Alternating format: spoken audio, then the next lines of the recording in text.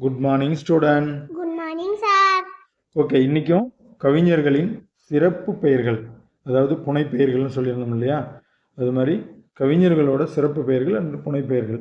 சிறப்புங்கிறது பார்த்திங்கன்னா ஒரு மாவட்டத்துக்கு கூட சிறப்பு இருக்குது. இப்போ ஈரோடு எடுத்தால் மஞ்சள் நகரம்னு சொல்லுவோம், சேலம் எடுத்தால் சேலம் மாம்பழ நகரம்னு சொல்கிறோம். இந்த மாதிரி இப்போ காஞ்சிபுரம் எடுத்துக்கிட்டால் அதாவது கோயில் அதிகமாக உள்ள அல்லது ஏரிகள் அதிகமாக உள்ள மாவட்டம்னு சொல்கிறோம். ஸோ இந்த மாதிரி சிறப்புகள்னு பார்த்தா அண்டு கவிஞர்களுக்காகட்டும் அண்டு மாவட்டங்களுக்காகட்டும் அல்லது ஸ்டேட்டுக்கு கூடமே சிறப்புகள் இருக்குது. இதை தான் நம்ம இப்போ படிக்க போகிறோம். இந்த கிளாஸில் கவிஞர்களின் சிறப்பு பெயர்களை நம்ம இதில் பார்க்க போகிறோம். மாவட்டங்களின் சிறப்பு பெயர்களை நம்ம அடுத்த கிளாஸில் பார்க்கலாம். இப்போ கவிஞர்களின் சிறப்பு பெயர்களை தான் பார்க்க போகிறோம். இதை நம்ம திரும்ப திரும்ப கேட்டு வச்சுக்கணும்.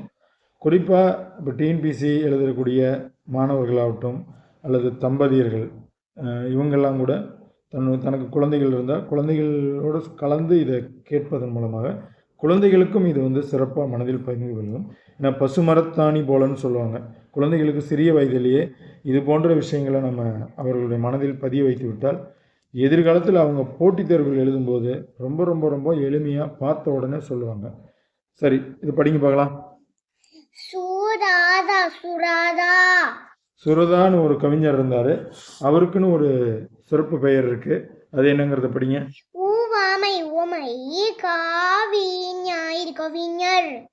ஊமை கவிஞர். ஊமைப்படுத்தி பாடுவதில் அவர் ஒரு சிறப்பான கவிஞருங்கிறதுனால அவர் ஊமை கவிஞர் அப்படின்னு சொல்கிறாங்க. சுரதாவை ஊமை கவிஞர் அப்படின்னு சொல்கிறதுல இது அதான் அவரோட சிறப்பு பெயர் அல்லது புனைப்பெயர். அடுத்தது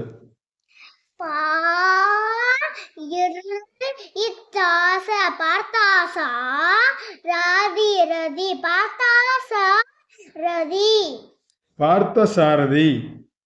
நீங்கள் ஆட் பண்ணும்போது அந்த ஒரு குறிப்பிட்ட அளவு ஒரு 5 எழுத்து 6 எழுத்து ஜாயிண்டாக ஆட் பண்ணி தான் படிக்கணும். அது சம்மந்தம் இல்லாமல் கொண்டு தாவியும் சாவியும் இணைக்கூடாது. பார்த்த சாரதின்னு ஒரு கவிஞர் இருந்தார்.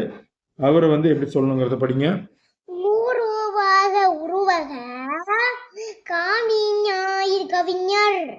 உருவக கவிஞர். பார்த்த சாரதியோட புனைப்பெயர் அல்லது சிறப்பு பெயர் உருவக கவிஞர் அப்படின்னு சொல்கிறோம். ஏன் அவர் உருவக கவிஞர் அப்படின்னு சொல்கிறோங்கிறதெல்லாம் நம்ம பின் வரக்கூடிய கிளாஸை படிப்போம். இப்போ உங்களுக்கு உருவக கவிஞர் அப்படின்னா சொன்னா தெரியும். வாணிதாசன் அவரோட சிறப்பு பெயர்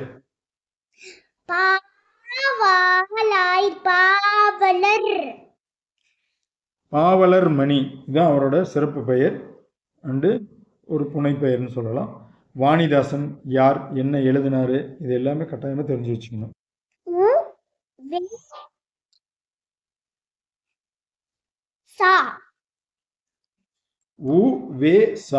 அதாவது என்னன்னா இவரோட பேர் பெரிய பேரு, அது சுருக்கி கொடுத்துருக்காங்க. உவே சாமிநாத ஐயர் இவரோட பேரு. உவே சாமிநாத ஐயர் அவரோட இனிஷியல் ஊர் பேர் எல்லாம் சேர்த்து சிம்பிளா கொடுத்துருக்காங்க போல. உவே சாமிநாத ஐயர் அவருடைய ஒரு சிறப்பு பெயர் என்ன படிங்க.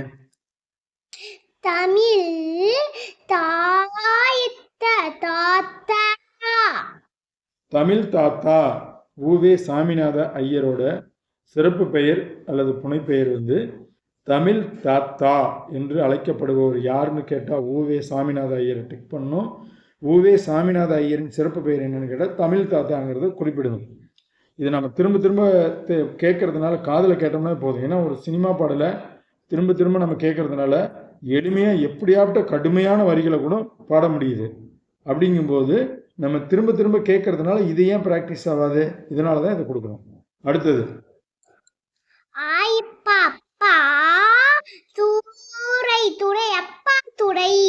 அப்பாதுரை. அப்பாதுரை என்ற ஒரு புலவர் இருந்தார். எங்கள் ஊரில் சின்ன வயசில் நான் இருக்கும்போது அப்பாதுரைன்னு ஒருத்தர் பேர் வச்சு கூப்பிடுவாங்க. அவர் ஒரு மனநலம் பாதிக்கப்பட்டவர் தான். எல்லா வீடுகளுக்கும் சாயந்தரம் ஆனால் போவார். எல்லாருக்குமே தெரியும் அவர் மனநலம் பாதிக்கப்பட்டவர். ரொம்ப வருடங்களாக அந்த ஊர்லேயே இருந்ததுனால எல்லாருமே சாப்பாடு கொடுப்பாங்க. அவருக்குன்னு ஒரு தட்டு ஒன்று வச்சுருப்பாங்க. அவர் போனவுடனே அந்த தட்டில் சாப்பாடு போட்டு வைப்பாங்க. அவர் சாப்பிட்டு போவார். சின்ன சின்ன வேலைகள் எல்லாம் கூட செஞ்சுருக்காரு. சரி, இந்த அப்பாதுரையோட ஒரு சிறப்பு பெயர் என்னன்னு படிங்க. பன்மொழி பூலாவாயிர் புலவர். அப்பாதுரையோட சிறப்பு பெயர் பன்மொழி புலவர். நான் சொன்ன அப்பாதுரையோட சிறப்பு பெயர் இல்லை, நான் சொன்னவர் எங்கள் ஊரில் நான் பார்த்தது, சின்ன வயசில் பார்த்த அவர் அப்பாதுரைன்னு சொல்லுவாங்க. இந்த அப்பாதுரை வந்து பாடல்கள் எழுதின அப்பாதுரை தான் இந்த அப்பாதுரை. இவரை வந்து பன்மொழி புலவர்னு சொல்லுவாங்க. என்னுடைய கணிப்பு பிரகாரம் பார்த்தா இவர் பன்மொழி புலவர்னா நிறைய மொழிகள் தெரிஞ்சு வச்சிருக்கலாங்கிறது தான் என்னுடைய கருத்து. நிறையா ஒரு 4-5 மொழிகள் தெரிஞ்சு வச்சிருக்கலாம். அதனால் இவர் வந்து பன்மொழி புலவர் அப்படின்னு சொல்லியிருக்காங்க. அதிகமான அந்த பாடல்கள் இதெல்லாம் எழுதுறவர் தான் நம்ம புலவர்.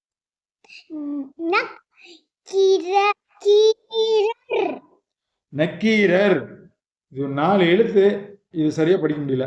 நக்கீரர், நான் இக் அப்படிலாம் எழுத்து கொடுத்ததில்ல, பார்த்தாவே தெரியுது நக்கீரர். நக்கீரர் வந்து ஒரு அரசவை புலவர் தான். அவரோட சிறப்பு என்னன்னா, எதுவாக இருந்தாலும் சிவபெருமானுக்கிட்டேயே சிவபெருமானே தப்பாக சொன்னாலும் அதை தவறுன்னு சொல்லி உணர்த்தின ஒரு புலவர்னு சொல்லி ஒரு சிறப்பு இருக்கு. இவருக்கான ஒரு சிறப்பு பெயர் என்னன்னு படிங்க.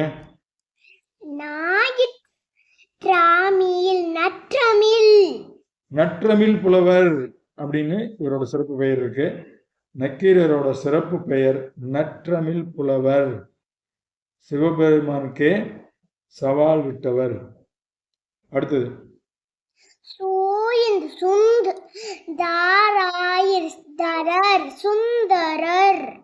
சுந்தரர்.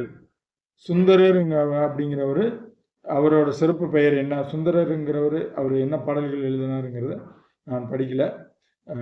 சுந்தரருங்கிறவர் அவரோட சிறப்பு பெயர் என்ன, அதை மட்டும் இப்போ தெரிஞ்சு வச்சுக்கிட்டோம்னா போதும்.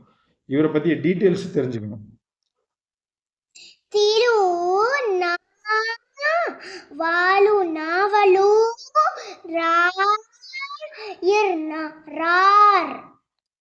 திருநாவலூரார், இது அவருடைய ஊர் பெயரை வச்சு சொல்றாங்கன்னு நினைக்கிறேன். திருநாவலூரார் அப்படின்னு சொல்றாங்க சுந்தரருக்கு. சுந்தரருங்கிறது அவர் என்ன செய்தார்? பாடல்கள் எழுதினாரா, இல்லை ஒரு அரசவை புலவராக இருந்தாரா, இல்லை கட்டுரைகள் எழுதினாராங்கிறத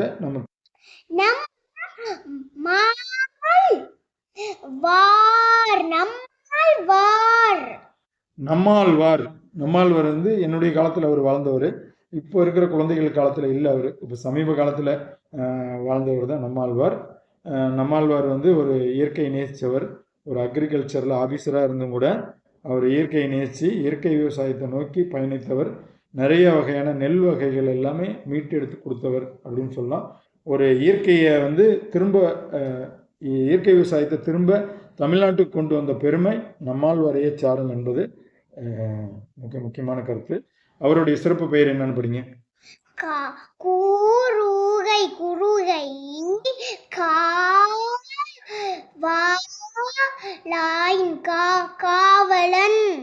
குறுகை காவலன் அப்படிங்கிறது தான் இவரோட சிறப்பு.